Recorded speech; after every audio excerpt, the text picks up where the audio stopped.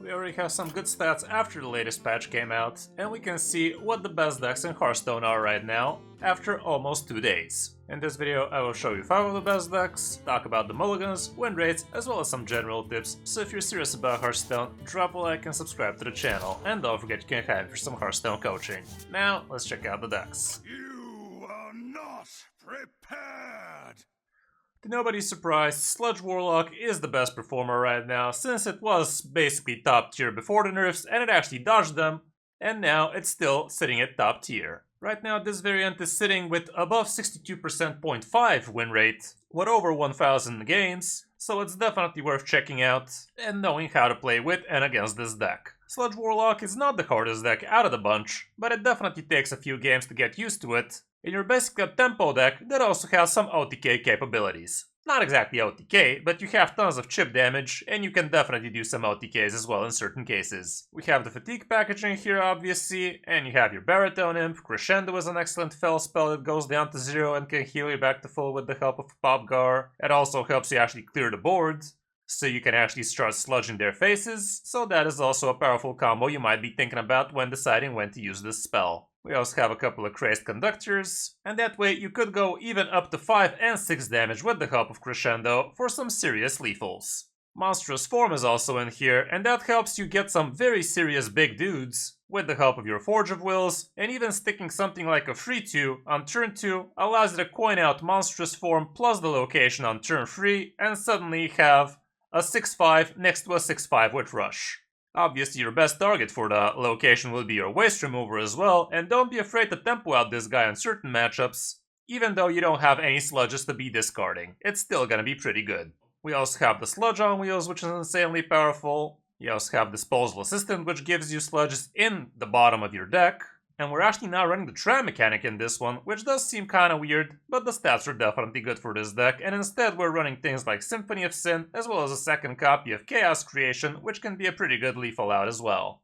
Matchup-wise, not that much populated just yet, but as you can see, you're gonna be doing pretty well against most of the popular matchups out there. As for the mulligan, here's what the stats show going first. And we are having a few exclamation points here and there, but you still get the picture. The location is great, Baritone Imp, Miracle Salesman is nice. Trolley Problem, kinda skeptical about keeping this one honestly, like it's usually not super amazing to keep it, like you're probably gonna get some spells in the way to really get discard action going. Sludge on Wheels definitely is great, Disposal Assistant is also pretty nice, and Crazed Conductor, if you already have a good curve, might be a keep as well. As for on the coin, it's not that different, but Popgar becomes a lot more keepable here, like it does have high win percent and a lot of people do like to keep it. Try to be curving and also consider the matchup if you really need it. Monstrous Form can also be a consideration here, especially if you already have the location. Surprisingly, the location is actually super low here, like kinda don't feel those stats are super accurate there, but I would definitely be looking for the location here as well.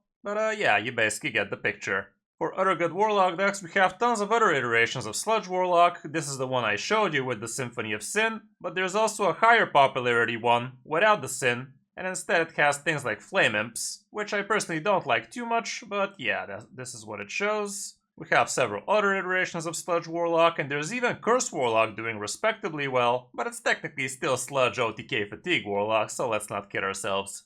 And Control Warlock is doing pretty average, sitting at 50%. On the number 2 spot we have Plague Death Knight, and this is another deck that was doing quite well, and it didn't get touched by nerfs, so it keeps on smashing. Right now, Control Highlander Warrior is a lot more popular, so this deck keeps it at bay nicely. And in this one, you can't really see anything too extravagant, it's basically same old Plague DK, so we really shouldn't be wasting too much time talking about it.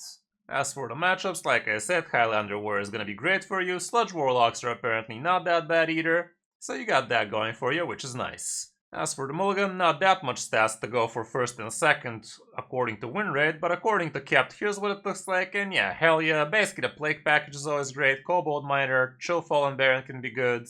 Depending on the matchup, you might consider Reap What You Sow as well, and if you already have a good curve going, the Rubian Vizier is also neat. As for on the coin, again it's pretty much the same deal, but here even things like Tome Trader and Sylvanas might make the cut too. For other good Death Knights, We also have things like Rainbow Death Knight popping up, with very small sample size but very good win rate, so definitely worth checking out. Plenty of different iterations of Plague Decay, another iteration of Rainbow Decay in here as well, and Blood Decay has also been rising in popularity, but not much in power. For Druid right now, the best performer would be Dragon Druid, and the only card that got nerfed for this list was the Cactus Construct, but not by much, so it's still an excellent deck to be climbing with. This deck is over 60% win rate with a fat sample size as well, so it's definitely worth checking out if you want to be hitting Legend. And this is the variant with a couple of amalgams, and we also have Malygos at the end, which personally I don't find super great, but this is the best performer for the archetype, according to the stats. For matchups, here's what it looks like. Mining Pally is still gonna be a problem with there. Keeper's Strength and Control Warrior is also not too fun with all of their removals, but all around you should be fine. As for the mulligans, here's what the stats show going first, and we are having a few exclamations here and there, so let's go with the kept win rate, and Splish Splash Cactus would be your best bets. Take to the Skies is also not horrible if you already have a good curve. Amber Whelp, depending on the matchup. Ashran Garden is not something you should be keeping. Desert Nest Matron is something you could consider keeping if you already have something like a Splish Splash. And Summer Flower Child can also be something you keep, but try to already have a Splish Splash again. As for going second, it's not that different. Cactus and Splish Splash still at the top. Take to the Sky is still great.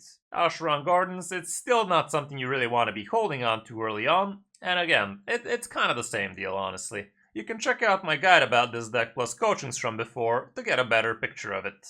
For other good Druid decks right now, this is the list I showed you. Over 2,000 games, pretty good sample size and win rate for it. Treant Druid is also still doing fine, even though it's not as amazing as it used to be. Highlander Druid is also out there, with a small sample size however, so yeah, right now Dragon is definitely your best bet.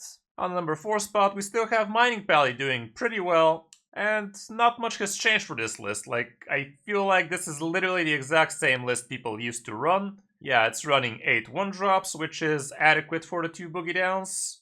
And yeah, you still have all of the good holy spells, you still have Amidas in here, even though I did see a list that's running the Colossal instead of Amidas, which sounds pretty weird.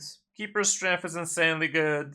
Your mining package is still helping you out, and yeah, Shroomscavate with the help of the nerfed Garden's Grace is still insanely good. And even though Boogie Down did get nerfed, it technically got reworked, and now summoning 3 minions and also discounting by 4 for your Garden's Grace is still pretty good. Matchup-wise, here's what the stats show, and Highlander Shaman apparently is somewhat of a problem, same for Rainbow Death Knight, but everything else is super green. For the mulligan going first and second, Boogie Down is still amazing, Hi-Ho as well, a good 1-drop, but don't keep more than 1 good 1-drop.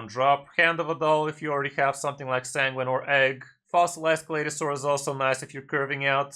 And apparently Kobold Miner is not as bad nowadays, so that could also be a consideration. But the rest probably not so much. Kel'Thuzad could be a keep as well if you already have a Sanguine, let's say, but other than that you probably don't want to keep it. As for On the Coin is the same stuff, but even things like Keeper's Strength make some sense in certain matchups, so keep that in mind. Here's what the stats show for the other Pally decks, and this is the list I showed you with the biggest sample size, but yeah, there is a variant with Leviathan sitting pretty nicely. There's also a pure list with Countess and whatnot. Urban Paladin is still out there with a good sample size and not a bad win rate, but all around, yeah, Aggro Pally is still pretty much king. And on the last spot, we actually have Highlander Hunter, which personally I don't find to be super powerful lately, but it is sitting at 60% with close to 1,000 games, so obviously I should show it to you, to say the least, because honestly on the number 5 spot I couldn't really figure out what I should put, so might as well go straight with the stats, because the others were looking pretty suspicious with small sample size, and they were all over the place, so yeah, this is what Highlander Hunter looks like right now. You're not running any 2-of cards, so it's exactly a Highlander deck with 40 cards, so very inconsistent, hella expensive. Like, look at all of these legendaries. It's not even funny how much legendaries you have in this one. 18, guys. 18 freaking legendaries. But if you have the cards, you might want to give it a check if you enjoy the Hunter archetype. And yeah, it's basically like Count Hunter from before, but you do have some curveballs thrown in there as well, including the Thunderbringer, which can pull out things like Neptulon, like Ragnaros, like some of your big fat beasts. You also have Lorfamar to make some big dudes. Hope of Kel'Thuzad is pretty nice. And yeah, I'm really not gonna go over the deck, guys. It's just way too big. That's what she said, but yeah. Here's what the matchups are, and Plague Decay is not gonna be your friend, but not by much. You're positive against Sludge and Highlander Warriors, so that's kinda cool as well. As for the mulligan, here's what people keep going first. And yeah, you're basically looking for a good curve, nothing but good 1s, 2s, and 3s for the early turns. And you can also consider keeping Telderin. Depending on the matchup, even Reno could be a keep. And as for on the coin, people are keeping pretty much again the fast curve. Again, the Highlander cards are nice. And yeah, that's about it basically. For other good Hunter decks, we also have Arcane Hunter doing somewhat well with a small sample size. Here's another Arcane Hunter with not such small sample size, but all around, yeah, it's either Arcane or Highlander. For the classes I haven't mentioned, we have Big Demon Hunter, and this one is actually not running the Sharpshooter, which is kind of weird. We also have the Aggro Demon Hunter out there doing somewhat okay, but nothing close to what it used to be. For mages, it's still Mining and Sith Mage. Secret Mage is also out there. I've heard people talk about Elemental Mage, but I can't really see it on the stats, but it is something to consider. For Priest right now, the best performer is, whatever the hell this is. Like, what is this even? Very small sample size, but sitting at 60%, it's definitely interesting. Undead Priest is out there still. There's also Naga Priest. Automation Priest is very underperforming, and same goes for Control Priest nowadays. For rogues, Mining Rogue is still doing respectably okay, but it's nowhere near tier 1 now. At least from Diamond to Legend, I don't know how good it is in top 1000. People are still probably managing to do broken stuff there, but the nerfs definitely did tone it down a little, so that's a nice sight to behold. Mech Rogue is also playable, sitting at 54. And there's also things like Weapon Rogue out there, but it's nothing to write home about. With Shamans, Totem Shaman is doing still respectably well, sitting at top of tier 2 right now it seems. Highlander Shaman is playable, but nowhere near the powerhouse it used to be. And Mining Shaman is so far kind of a joke. And for Warrior, Control Warrior definitely could have maybe made the list on today's top 5, but since it's such a big deck again, pretty unique lists out there for it, so you can't really aggregate these lists and call one of them best. Plenty of different iterations with around 58% win rate, so this definitely could have taken the spot for the Hunter. But yeah, Control Highlander Warrior right now is doing quite well indeed.